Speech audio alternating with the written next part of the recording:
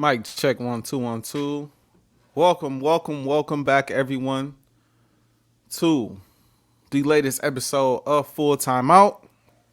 This episode is recorded. We're gonna get back to live shows shortly, but this one is going to be shorter, which is one of the reasons why it's not live. I just want to get some quick predictions out here. It's been a minute since I've been before you to talk about the NBA playoffs, to talk NFL. This will pretty much be all about the NBA playoffs and what has happened up to this point. Right now, it's looking like we got the Wolves versus the Mavs in the Western Conference Finals, and then we have the Pacers and the Celtics in the Eastern Conference Finals. I'm here to dive into both series. But yeah, I just wanted to get y'all some content, man. It's been a minute. Like I said, I've been locked in with Score North. If y'all follow me, y'all know I've been engulfed in that for the most part with Four Wolves Takes, with Taxi Squad, with Wolves playoffs. I just been into that, man. I've been engulfed in that, and full time out is taking a back seat. But like I said, I got to get the fans some predictions, man. We got to get the predictions out there for the people that's clamoring for it, man. You know what I'm saying? Got to attend to the people. So without further ado, I want to get right into how we got to this point. And I do want to start with the Wolves. I want to start with the Wolves, man. Like, what the Wolves just pulled off is extremely impressive. Extremely impressive, bro. Against the defending champs. You know what I mean? The Denver Nuggets went up 2-0, lost the next 3 games, 2 of them being at the crib, the next one being at home, and then came out and closed out Game 6 and Game 7. Game 6, you end up winning by 45. Game 7, you end up, coming back from down 20 to win the game. This is a special basketball team, yo. They play hard on both sides of the basketball. Anthony Edwards is Anthony Edwards. Even though he didn't have a great Game 7, he's still Anthony Edwards. Karl Anthony Towns steps up and plays big time. Naz Reid, I don't think has really stepped fully into that 6-man of the year role just yet. He's had moments, but I'm looking for that Naz Reid explosion for 20 points, 25. You know what I'm saying? That's what I'm looking for Naz, and I think is yet to come. I think it's still coming from Naz, but for the most part, I was excited about this series because I won't say I knew exactly what to expect because I didn't know exactly what to expect, but I knew that this would be a favorable matchup for the Timberwolves. I knew that going in. I just felt like this was an ideal matchup for them. They have the size. They got 3 bigs that can, rotate over on Jokic, right? They have length on the perimeter. They can defend out there on the perimeter. They can block shots, get steals, all of that, right? And then again, you got stars. You got stars that can close and hit big shots when you need it. All led, essentially by a veteran point guard in Mike Conley, who missed the game, and they ended up losing that game. He was pivotal throughout this series as well. So I knew this matchup would be nice. In order to beat the Denver Nuggets, you have to have that length. You have to play great defense. You have to play discipline. You got to be able to score. But most importantly, you got to be able to defend, especially that 1-5 screen and roll, which I feel like they defended well, pretty much. You know what I'm saying? The games that they won, they defended that screen and roll pretty well. Whether it was quickly ducking under or quickly ducking over the screens, whether it was the bigs helping out, and jumping in those passing lanes, whether it was just Jaden and Ant just fighting through everything. I think they played it very well. Jamal Murray, they gave Jamal Murray a hard time throughout this series. He had a great Game 7. And a pretty good, I believe it was Game 4, I want to say he had a pretty good shooting night as well. But outside of that, you kind of kept Jamal Murray under wraps. Jokic was the main guy that kind of dominated all series long, the main guy who you just had to find an answer for and then get to a point where we just going to throw Nas out there, we going to throw Cat out there, and we going to see what we can do. It just gets to that point after a while. Like we just got to throw whatever we have out there and just see what we can do. And lo and behold, Nas was able to get a couple stops in Game 7. Cat got in foul trouble, but he was able to get a couple stops in Game 7. And on a night where Anthony Edwards shoots 6 of 24 from the field, they find a way to come out with a dub because you got contributions from Jaden McDaniels. I think he had like 23. Mike Conley stepped up and hit some big shots. Rudy started the game off rough. I didn't want him on the floor. He started the game off rough. But they had a big-time fourth quarter. Big-time fourth quarter, offensive rebounds, defensive rebounds, getting a few blocks here and there, right? And so you had contributions from the other guys that helped, Anthony Edwards, who still ended up making some big-time stops, some big-time steals, and still ended up making some big-time shots. But on, again, a night where he shot 6 of 24, Anthony Edwards was able to kind of sit back and allow his team to kind of carry him over the finish line. And so this is a team that's going to be tough to beat going forward now. They done went through the Phoenix Suns with a Kevin Durant, a Bradley Beal, a Devin Booker. Now you done, and they swept those guys. Now you done went through a team in the Denver Nuggets, who was the defending champs, who are battle tested, right? Who are extremely tough to beat at home, and you beat them 3 times at home. 3 times in order to win this series. It'd be one thing if the Minnesota Timberwolves won this series by, they won, games games 3 and 4, and then they lost, the first 2 games. They lost game 5, and then they came back and won game 6 to get it to 7, and then they somehow snuck out of game 7. No, they won this series maybe the hardest way possible you could win it, by winning 3 road games in Denver, which again is extremely hard to do. So Denver will be back next season. You know what I'm saying? I'm not counting them out. I think it's important that we point out how Mike Malone has handled this situation. Mike Malone was a guy who talked real greasy when they was beating on the Lakers. Real greasy when they win a championship. Who's your daddy and all this other stuff. And now he's shutting reporters down. Now he's saying the reporters asking dumbass questions and things of that nature. And we're at home. Our season's over. You wouldn't understand that. Well, clearly you do, coach. You know what it's like for your season to be over with, right? You had fun sending everybody else home. Now when them tables turn, it's a whole nother conversation. It's almost like when they won the championship last year, he forgot that all they got is one championship. All they got is one ring. It ain't like this is a dynasty or they done won 3 rings up to this point. They got one championship, and they worked their butt off to get that one championship. But now it's extremely hard to repeat. So just because you won one don't mean you the king of the mountain for the next 3 years. Like he was talking like he was the king of the mountain for the next 3 years. Jokic is probably the most humble one over there, and he's the most important player, the MVP of the league. So, like I said, it was all fun and games when they was winning. Now all of a sudden they losing, and it's a whole nother tone from Mike Malone. So, you love to see it at the end of the day as a Laker fan. As a Laker fan, I'm disappointed that the Lakers couldn't find a way to, legit make it a series against Denver. Cause, I look at this series against the Wolves and I say to myself, like, man, the Lakers had decent personnel to go big at times, to throw multiple bodies at Jokic, right? They had personnel to, score, right? But at the end of the day, guys picked and choose when they want to show up. The coaching was not where it needed to be, and they couldn't close. They just couldn't close but one game in this series. And so you got to give credit where it's due when it comes to the Timberwolves. Their superstar is still young, but plays like a vet.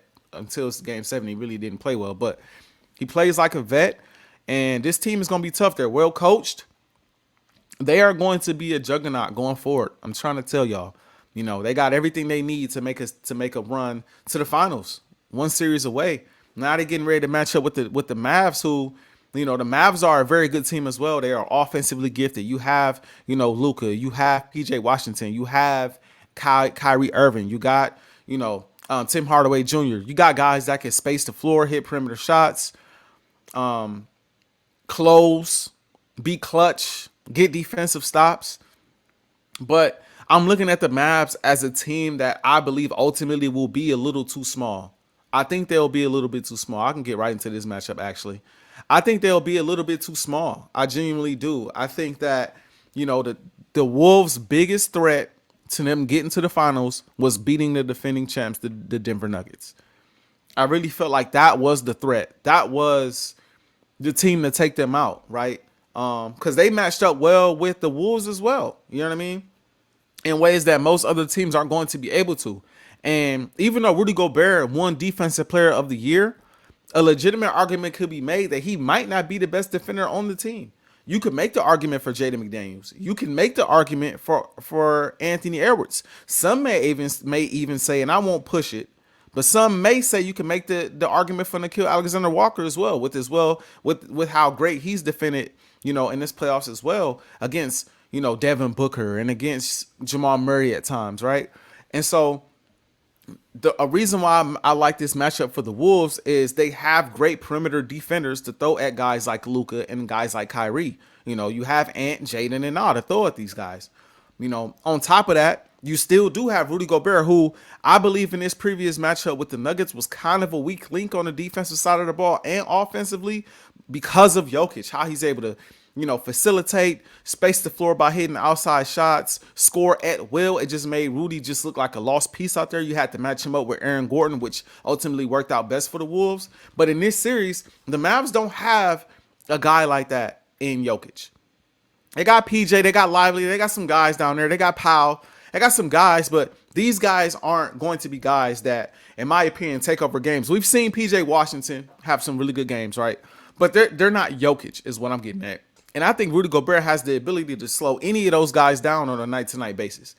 I think this is where he continues to stamp his case for defensive player. I mean, he's already won it, but this is where he stamps it the rest of the way, because I think no matter who you face going forward, there are much better matchups for him than Jokic was. I'll say that, right? And so you have that going for you. And then you have Naz Reid and you have Karl Anthony Towns. This is just a big, lengthy team that I just think that ultimately will be a bit too big for the Mavs. I have the Wolves winning that series in 5 games. I got the Wolves beating the Mavs in 5 games. I genuinely do. Like I said, I think the biggest test was the Nuggets. And as far as the Mavs are concerned, up to this point, they went up against the Clips with no Kawhi. We know how that goes, right? Then they turned around and they went up against an OKC team who we know has a deficiency in the paint. We know that Chet is a great young player, but he's not a big player for him to be a big man, right? He's about as skinny as me, just about 7 foot. So he's easy to kind of move around in the paint. I won't say he's easy to score on, but he's easier to be physical with. You cannot do that with this Wolves team, with Nas, with Cat, and with Gobert. You just cannot. And so they won't have the advantage on the inside. Their biggest advantage would have to be on the perimeter. And again, that's where you can make the case for the Wolves to have their best defenders. You could make that case. On the flip side, my question is, how do they intend on matching up with Anthony Edwards? Now, I would think, just like the Nuggets did from time to time, you move Aaron Gordon on Ant, and that kind of slowed Ant down at times. Or you send a double Ant's way. That kind of slowed Ant down at times. I think in the case of the Mavs, you bring a guy like PJ Washington up who spent a lot of time guarding SGA last series. I think they maybe move him up and have him guard Anthony Edwards on the perimeter. But the problem with that is then who's going to guard Anthony, or who's going to guard Karl Anthony Towns? I don't trust Lively to guard Karl Anthony Towns. He's a good defender, but I don't trust that. I don't trust Powell to guard him either. So then you have a mismatch with Karl Anthony Towns, and Karl Anthony Towns has done a really good job at, abusing smaller defenders.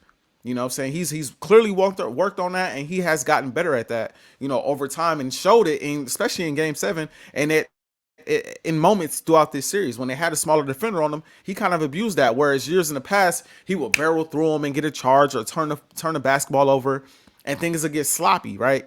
So he's gotten better. He's playing more composed. And so that means it's going to be a mismatch either way. And then you will have guys, like Jaden and guys like Mike Conley and guys like Naz Reid who will hit shots. The confidence is at an all-time high right now. This team does not believe they can lose. That's the kind of confidence I believe this team has after beating the defending champs. They feel like this is their time and this is their year. I think it's going to be hard to deny these guys. I think Luka and Kyrie are liability. Well, I won't say liabilities, but I think they can be exploited defensively. So whatever they give you offensively, they can also be exploited defensively. I just think that the Wolves are an extremely tough matchup for the Mavs, which is why I have the Wolves winning the series in 5 and going to the NBA Finals. Some people could call it bias because of the company that I work for, because I'm in Minnesota, but that's just what I see, man. I don't see anybody, beating this team playing at this level, barring some type of catastrophic injury. I cannot foresee anybody else in the West taking this team out. Looking over at the Eastern Conference, we have the now Celtics and the Pacers, and I'm leaning towards the Celtics in this series. Shout out to the Pacers for making it this far. The Boston Celtics, we kind of expected to go this far. Let's just be honest. We expected the Celtics to get this far. They were the favorite, I believe, going into this season, or at least one of. They are the favorite to win the championship now. They have so many pieces. I believe Porzingis will come back maybe at some point in this series, or if they advance next round, and they will need him. especially if they match up with the Timberwolves. Like I expect, they will need Porzingis to help space the floor, get rebounds, be physical, and be a physical presence in the paint.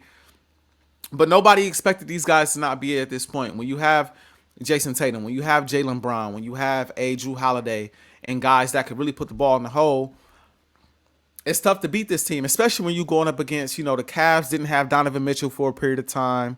Miami, they played Miami in the first round. Miami didn't have Jimmy Butler the entire series. Neither one of these teams have the ability to beat the Boston Celtics in a 7-game series. Maybe they get a game, but they're not going to get a series. In the case of the Pacers, the Pacers have a good team. They have one of the best, if not the best, offense in the league. And we just seen that. These boys just shot the lights out against the Knicks. But I look at their path a similar way as I look at the Celtics path. That team ended up going through the Milwaukee Bucks without Giannis and Dame missing some time. Even Middleton was hurt in that series. Even though he played, I believe, every game. He was hurt throughout that series, right? And then they turn around and they beat the New York Knicks. The Knicks got injuries all over the place. Now, granted, they was up like 18, I think like 16, 18 before Brunson went down. So it looked like they was going to win game 7 anyway.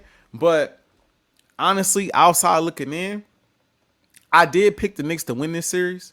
But I always had the feeling of I wouldn't be shocked if they lost. There's a reason why there were teams fighting so hard to get to that 7th seed to play the Knicks. Because a lot of people felt like the Knicks could be had. You give them credit for going as far as they have. But at the end of the day, they were missing too many people. I don't think even healthy, they were a good enough team to really make a true run. But even, now with the injuries included, with Brunson going out, Randall going out, all of these players getting hurt, OG getting hurt, right? Hart battling through injuries as well, to his abdomen area. I think that's just way too much for a team that I already believed overachieved when they were healthy. I already felt like they overachieved. And so going up against a Pacers team, man, riddled with injuries like that, you had to know the Pacers were going to get it done, especially when Brunson went down. It's like, yeah, this is a foregone conclusion. Maybe they can come back with Brunson healthy, but without Brunson, this game is over with. So I look at both of these teams. I don't want to use the word fraud because I don't think they're both fraud, but I look at both of these teams like I don't have a ton of confidence in either one of these teams, in all honesty, because of their road to this point. I believe Boston is the better team, which is why I'm picking the Boston Celtics to win this series. I just think they're the better overall team in this series. They have too many weapons. They are solid defense. I think they're the best defensive team in the playoffs currently, and I think they were like number 2 or number 3 in the regular season. So they have really great defense, and they can score the basketball. I can see them beating the Pacers in 5 games as well, just like I said about the Wolves beating the Mavs. I can see it being a 5-game series, getting them up out of there. My issue with the Celtics is they sleepwalk. That's my biggest issue with the Celtics. They sleepwalk. We've seen it time and time again. Even Joe Mazzulla, Tatum, Brown, it helps you have Porzingis hopefully coming back. It helps you have Drew Holiday. But I've seen these guys sleepwalk through playoff series and allow teams to come back. We seen I think it was last year where they went down 3-0 and then rattled off 3 straight. Like y'all shouldn't have. How y'all lose 3 straight to Miami like that? They just have so many moments, where it's like, I think they lost some games last year without Joel Embiid being available because James Harden went crazy. Like, what are y'all like? It's just they have moments where they just don't seem like they're mentally there. Like they just don't care to play, and I think that's cute against the Pacers. You can get away with that against the Pacers. If you see the Wolves in the finals, I think you have a problem in your hands if you sleepwalking through games. Because you can't just give the Wolves games and expect to win the series. It cannot happen. They got to come ready to play every single night in order to get a win against the Wolves. I really do think we're on a crash course right now with the Wolves and the Celtics meeting in the finals. I'd be lying if I said preseason I thought this was going to happen. I expected the Celtics. I don't know what I expected from the Wolves. Dang sure not what I've seen. I did expect Anthony Edwards to take a massive leap going into this season. I didn't expect this massive of a leap. And so, with all that being said, man, like I said, I'm picking the Celtics and I'm picking the Wolves to advance. I think both teams are just overall better. You could even make the argument on both sides of the ball in both cases. I know it's harder to make that case for the Celtics, because the Pacers are the number one rated offense in the league. So it's hard to make that case. But I think they just have more weapons that could put the ball in the hole. They got like 4 or 5 all-stars on that team potentially that could put the ball in the hole. And I just think that the Pacers are going to have a really, really hard time defending that. And then again, with the Wolves, I mean, they got guys that can score. Their offense isn't as flashy. They're more of a defensive team, but Ant can score. Cat can score. Jaden can score. Mike can get hot and score. Nas Reed, 6 man of the year. He can score. You know what I mean? Like, you got guys that can put the ball, and Nikhil Alexander-Walker can hit threes. He can score as well. He been cold the last few nights, but he can get hot, as we seen in the first series. He can score the basketball as well. So, that's what I see happening, y'all. You know, that's what I see happening in these playoffs. I do, before I head out today, y'all know I always gotta talk a bit about the Birds, just a bit, because the schedule did release, and I do want to talk a bit about them really quick. Let's change this. Clearly, I didn't plan for this part, but I do want to add it in here. Eagles schedule, because I do want to quickly touch on the Eagles schedule this year, and touch on how I believe this season will go. They have a ton of pieces in place, man, in order to make a legit run at this thing.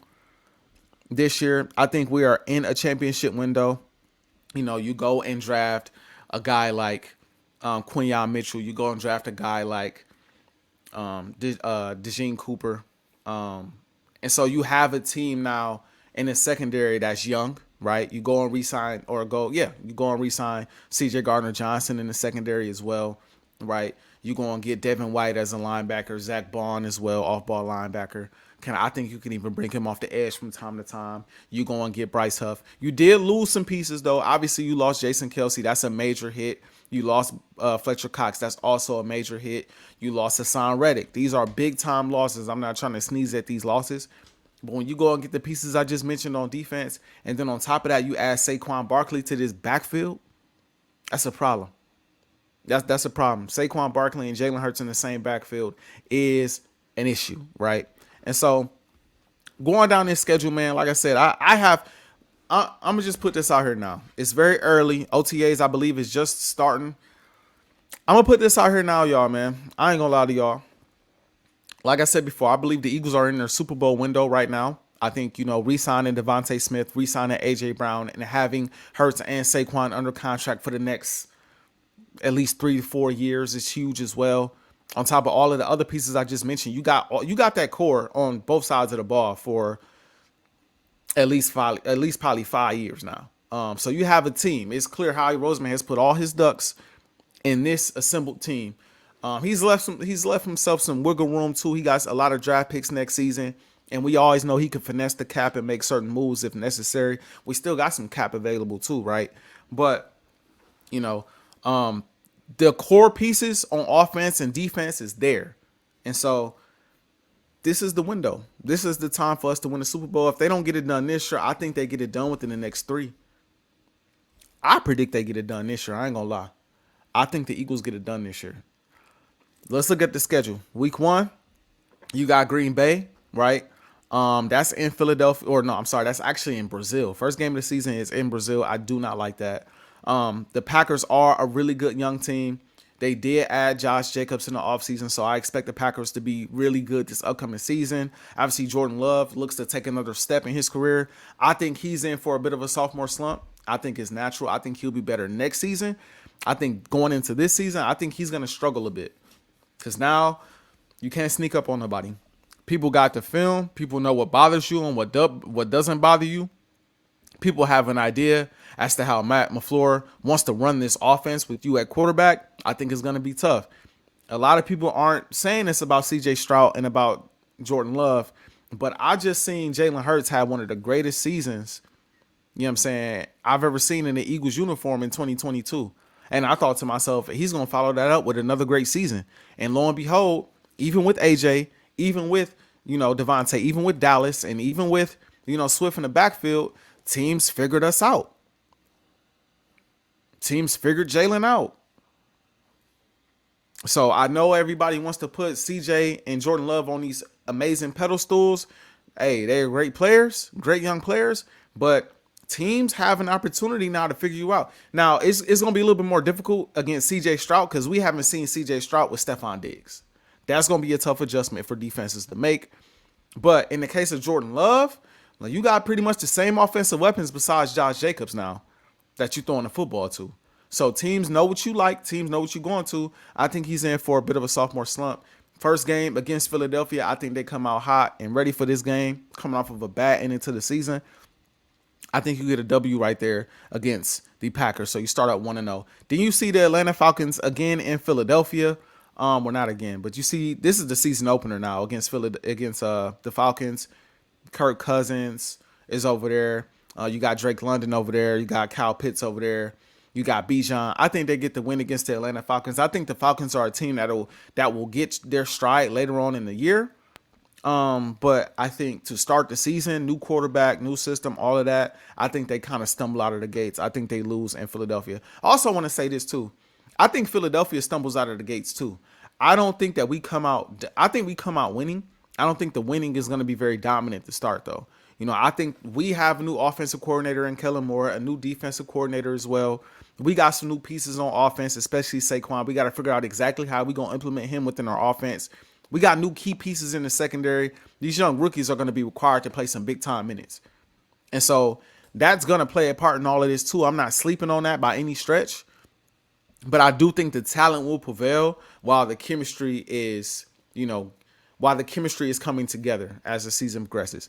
So I do think they beat the Atlanta Falcons. I think that game might be closer than expected, but I think they beat the Atlanta Falcons. Then they play the New Orleans Saints. I think you beat the Saints. I don't really have much confidence in the Saints this year. I think they should have went quarterback in the draft. They went and got, I think the guy, Ratliff or Rattler. I forget. I think he played for South Carolina.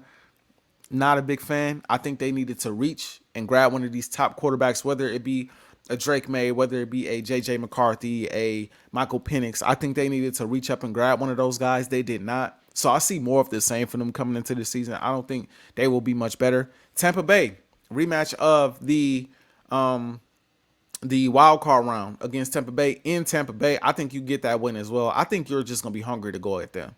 I think you're going to be hungry to go at them after what just happened last season. I think that game will be competitive too, but you facing the Eagles earlier in the season, that defensive line to be fresh, which is key. I think Hurts will know what to expect. And again, you got Saquon now, man. You got Saquon. I think you're going to run the football, be smart. You will be blitzed. I'm hoping Kellen Moore has answers for the blitz. I'm hoping Jalen Hurts has answers for the blitz because we know teams is going to blitz like crazy. That's all they're going to be able to do against us. I think they get the win against the Buccaneers. The Browns game. The Browns game is going to be a tough game. Not going to lie. You got the Browns. It is a 12 o'clock game, noon game. It's in Philadelphia. If their defense is coming out playing the way their defense was playing last season, they're going to be a tough team to beat, yo. That defense was legit, and they show up for the big games. I don't know how much faith I have in their offense. I know Watson will be back there throwing the football. I don't know how much faith I have in him. Granted, the last time we seen Watson on the field, he was playing lights out before he got hurt again. But I got to see it. I got to see it. I'm not too sold on that. But if this game was in Cleveland, I would get this game to Cleveland. I'm not gonna lie. But this game is in Philadelphia. I can see Deshaun Watson having a rough time. Hopefully against this young secondary and against our new defensive coordinator. I can see the Eagles getting that win as well. Then you go play the Giants. I'm not going to waste too much time on them. They don't have Saquon anymore. We do. And so with them not having Saquon, I do like the receiver they just drafted, Neighbors. But outside of that, they don't have nothing to smile about over there. They just lost their top safety player as well. And I think McKenzie, can't pronounce his name. He plays for the Green Bay Packers now. The Giants are a mess. They're a mess. I don't see us losing to the Giants. The Bengals game might be the first L of the season, I predict. You got to see Joe Burrow. Hopefully Joe Burrow is healthy at this point. But that's going to be a tough matchup. You got to deal with Jamar Chase. You got to deal with, Joe Burrow, who's a big-time gamer, right? So that's going to be a tough matchup for our defense to deal with. They can run the ball effectively. I don't know who they have back there. I think Joe Mixon is gone now. So I'd have to look up who they have back there. But I think they will be able to run the ball effectively on us, in all honesty, because we'll be so hell-bent on trying to prevent Joe Burrow from having a day that is going to open up some things for them in the run game. And I just think it'll be the perfect storm. We are coming off of a division game. You know, the game before that, you played the Browns. I think they'll be hungry. It's on the road. I can see us taking our first L of the season against the Bengals. So that's what's that? 1, 2, 3, 4, 5, 6-0, and then you're 6-1 at that point after you lose to the Bengals. Then you got Jacksonville at home. I can see us beating Jacksonville at home. I think Jacksonville has a good team, but they are hit or miss. They are hit or miss. I got to see a little bit more for Trevor Lawrence. I think he's a guy who I believe we should be expecting a bit more from at this point, but I just don't think they are delivering the goods at the moment. I just don't see them beating Philadelphia in Philadelphia. So I would chalk that up as a win. That's a prime time game too. It looks like that'll be a Sunday night game. I think the Eagles get that win to make it 7-1. Then you got Dallas in Dallas. I ain't gonna lie. You know, this could be a loss too. You know, Philadelphia don't have the best luck in Dallas. And I always say I want us to win this game in Dallas because it sets the tone, in my opinion, for the rest of the season. That's why, you know, I heard some Eagles fans complaining about us having to play Dallas early in the season and it being a home game, and how we would rather have Dallas late in the season and that be our home game against those guys. But I'm looking at it like, man, the earlier you could beat these guys and get a division lead, the better. Hopefully by the time, you know, late season roll around, it don't even matter whether you beat them or not. You are in full control, similar to how we did in 2022, where we was just in control whether we lost to these guys or not. As long as we finished our business at the end of the season, we was good. This past year too. You know, we got them earlier in the season. We lost to them later in the season, but if we handled our business, we were in the driver's seat. But then you go out there, you lose to the Giants, you lose to the Cardinals, you know what I mean? You fumbled your way through the back half of the season, and you basically gave it back to Dallas. We was one game out, and literally the division was up for grabs in week 17. So, we'll see what it's looking like around that time. I'm gonna give us a dub because I'm not gonna say we're gonna lose to Dallas. I'm just not doing that. So I'm gonna give us the dub in that game. But we play the Commanders the following week. When did we play the Commanders? Okay. I think we split with the Commanders this year. I got us splitting with the Commanders this year. I think we win the game at home. I think we lose the game on the road. The Commanders it's just weird. They play us so tough. If they still had the old offensive coordinator, blanking on his name right now, from Kansas City, I think it will be a shoe-in that they will be able to split with us this year. They played us so tough last year. And I think they're going to be a scary team this year. I'm a big fan of Jaden Daniels. I really am. I'm a big fan of Jaden Daniels. I think Jaden Daniels is going to be solid. I think he's going to be a solid young player in this league. You got some weapons. You got Terry McLaurin to throw the football to on the outside. You have a solid run game. They improved the offensive line. You know, they got some secondary help. So I ain't going to lie. Like, when I look at Washington, like, I look at them as a team that could easily be second place in the division. I really do. I think Dallas takes a step back this year. But I think the Commanders are going to be a team to look out for, and like a team that, like, do you want to play them in the first round of the playoffs? You know what I mean? They're going to be one of them teams that still ultimately lose in the first round, but like they're going to give whoever they play, whether it be us, maybe the Rams, maybe if Dallas sneaks in, wherever, the Packers, like whoever they play, they're going to be a team that it's like, we got to play the Commanders, bro. It's going to be an ugly one, but we going to get the dub. You know what I'm saying? So I say all that to say, I do think in both these games, they're going to give us a run because Jaden Daniels, us against these mobile quarterbacks, man, it's going to be tough. It's going to be an adjustment for us, right? At the same time, though, I think we will get a win, and I think that win will be in Philadelphia. So I'm predicting we get a win there. So it's looking like I got it set. Let's see. 1, 2, 3, 4, 5, 6. 6-1, 7-1, 8-1, 8-2. Exiting the Commanders game. Then we play the Rams after that. I'm gonna give us a loss against the Rams as well. I think the Rams are a really good football team. They have a really good receiving core. You know, Puka Nacua is serious. Cooper Kupp is serious. And I think this is just one of those moments for the Eagles where they drop two straight. They drop two straight. You know, you always, every season you're gonna have that rough patch. I would rather that rough patch come right now than at the very end of the season. I think this is the second loss. I think this is the third loss of the season for the Philadelphia Eagles. Again, like Stafford is Stafford. He's going to wheel and deal. Hopefully the way we beat them last year, our defensive line got home. Stafford missed a couple passes in the second half. We did have Darby, or not Darby. We did have Roby out there. He kind of made things, kind of stabilized the secondary a bit and kind of made things tough on Cooper Kupp. Cooper Kupp also dropped a couple passes. So they had opportunities there. They just wasn't able to cash in. And so I think this time, again, it's in LA. I think that's just going to be a tough game to win. And it's fresh off of a loss. You would think that the team would be motivated, 10 days rest. But at the same time, it's still kind of like, this is a tough team we finna go up against. I don't really expect their defense to really be that great this season without Aaron Donald, who just retired. But I do think that Stafford is going to wheel and deal. I think that's going to be one of them games similar to the Joe Burrow game where they kind of just get what they want in a way. I think it'll be a learning experience for us, and we take our second loss there, or third loss there. Then we got the Baltimore Ravens right after that. I think they find a way to beat the Baltimore Ravens this season. You're coming off of two straight L's, right?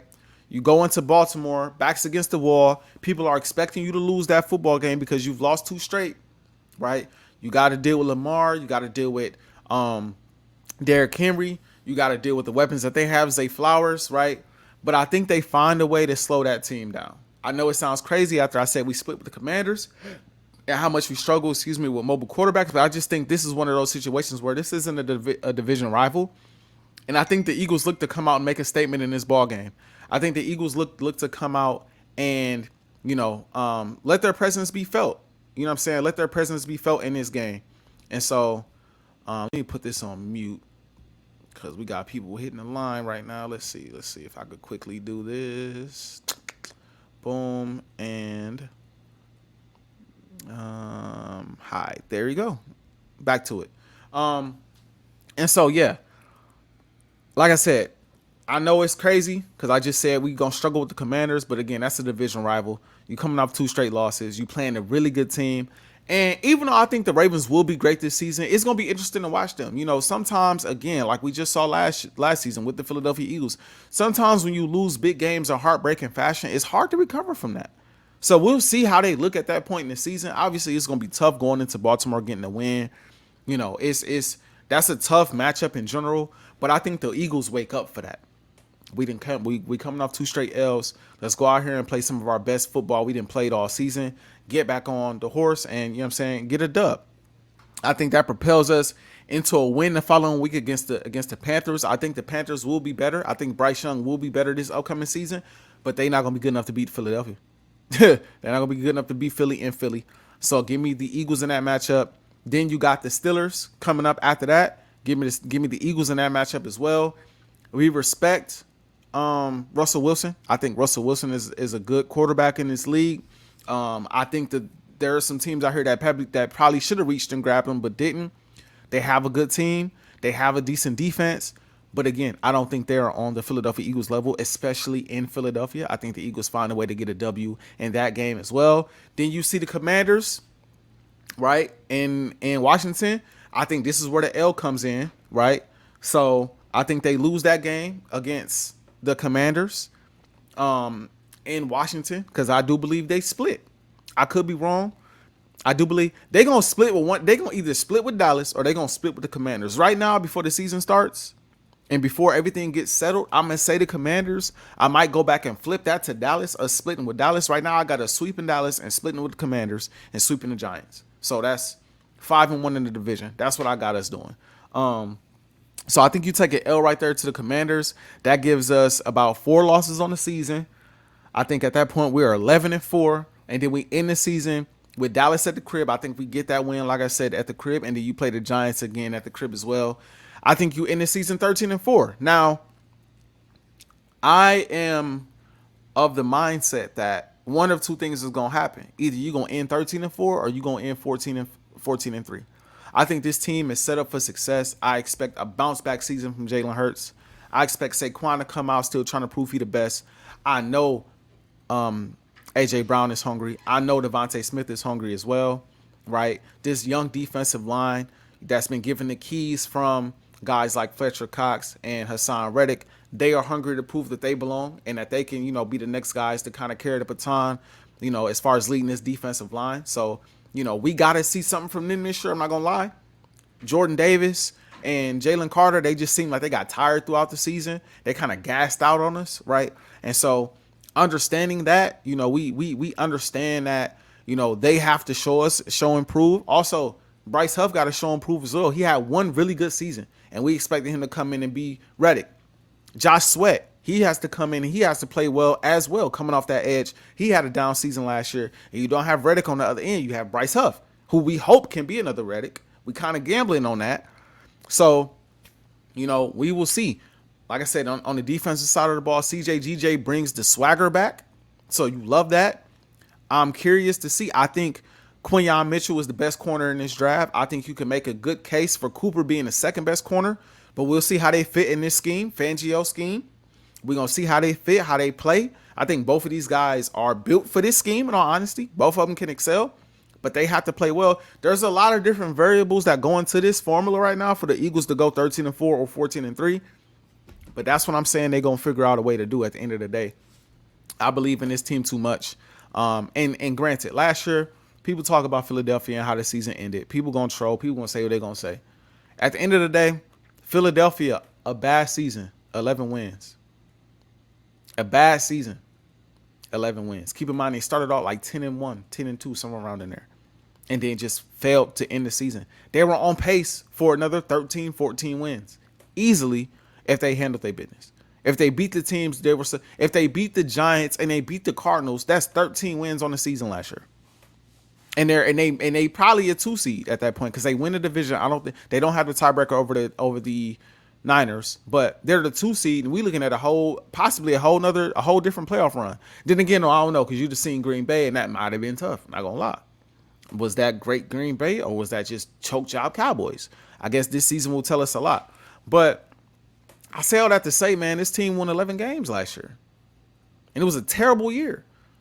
They won 11 games. So you add Saquon and the pieces that I mentioned on the defensive side of the ball, and then on top of that, you go and improve the coaching, which I believe was a huge issue. Hurts takes another step or at least gets back to his 2022 form. I think that's 13, 14. I think the additions that were made, the coaching adjustments that were made, and Hurts being better than he was last year is enough for at least 2 more wins, probably 3. Probably 3. If I had to go back and take one of these losses back, it'll probably be the Rams loss. But I said I have to say, man, like it's a new day for the Philadelphia Eagles. I really think and believe that they will be a problem this upcoming season, barring crazy injury. They have depth all over the place, especially in that secondary. The one issue I do have is still the linebacking core. Devin White, I trust him. I think he'll be a really good linebacker for us. I do also love the fact that we went out and drafted Jeremiah Trotter Jr. I really wanted that draft pick. We went out there and got him. We'll see what he has in OTAs and in minicamp and if he's going to see the field much this early in his career. Hopefully, he's what we hope he can be, right? Hopefully, he can be another Jeremiah Trotter. Maybe. Hopefully. He's learning from the best, right? And so, hopefully you could do that. But I did want another vet. I did want another solid vet to come in to pair alongside with Devin White. Or to pair alongside with Nakobe Dean, who we are also hoping to take another step. We just ain't seen it yet, right? And so that's the one issue that I am having with this roster. But everywhere else, you got an all-pro caliber quarterback. You have an all-pro caliber receiver or all-pro caliber running back. You have all-pro caliber receivers. You have all-pro caliber offensive linemen. You got at least one all-pro caliber corner, an all-pro caliber safety, a future all-pro caliber defensive tackle in Jalen Carter. You got pieces all over the field. And then you got young pieces that we expect and that we're hoping to be superstar talent in the league, like Cooper and Quinyon Mitchell. So I'm very optimistic, man. This is a great time to be an Eagles fan. Maybe not the best time to be a Lakers fan. Good time to be a Wolves fan, though. So I'm feeling very optimistic about my teams right now and what I believe my teams will accomplish in this upcoming football season and in this basketball season. The Wolves aren't my team, but they like Lakers are obviously 1. The Wolves are number 2 because of my job and because of what I do and because of Anthony Edwards and just being able to be around those guys, being in the locker room, things of that nature. It just makes you a fan. It's hard not to be a fan, right? So I'm confident in them. I'm confident in the Eagles going forward. Like I said, I want to go through this schedule and give y'all my wins and losses. 13-3, 13-4, 14-3. I believe the Eagles will end. And then on top of that, I foresee a Super Bowl run. If guys come and play and, play to the best of their abilities, I foresee a Super Bowl run. So that is how I foresee the Eagles season going. That's how I foresee this NBA playoffs going. I will be back, obviously, throughout the series of the Western Conference and Eastern Conference Finals. I'll be back before the finals as well to give some predictions on how I believe that series will go. But yeah, that's where we stand, man. Like I said, next week, man, we gonna be back. We gonna get back to some live episodes soon. Just right now, it's a little better for me to just make this recorded and just post because it's just timing and just a lot going on right now, y'all. A lot going on. So this is best right now for me. I had to get content out. I had to show y'all, we still here. We still active. We just busy. We trying to step into some different lanes. We busy. So I appreciate everybody for tuning in. I appreciate everybody for y'all patience. Don't worry, man. We gonna get the live shows back. Football season around the corner too, man. We be pumping them for football season. So forgive your boy. Give your boy some time. Let me get my stuff right. And we golden. Until next time, man. I thank y'all for tuning in to this week's episode of Full Time Out. If you listening over the radio, I recommend tuning in to Four Whoops Takes on Score North on their YouTube channel. You can also type in scorenorth.com. That brings you to their website. It is ESPN Minneapolis Radio out here. So I highly recommend checking that out. I highly recommend checking out Taxi Squad. It's on the same YouTube channel as well. Also, follow me on social media, y'all. I have changed my social media app. It is just my name now. It's just my name. If you're watching on YouTube, it's on the screen. If you're listening over the radio, it is at Artis Woods, my name. So @ ARTISWOODS.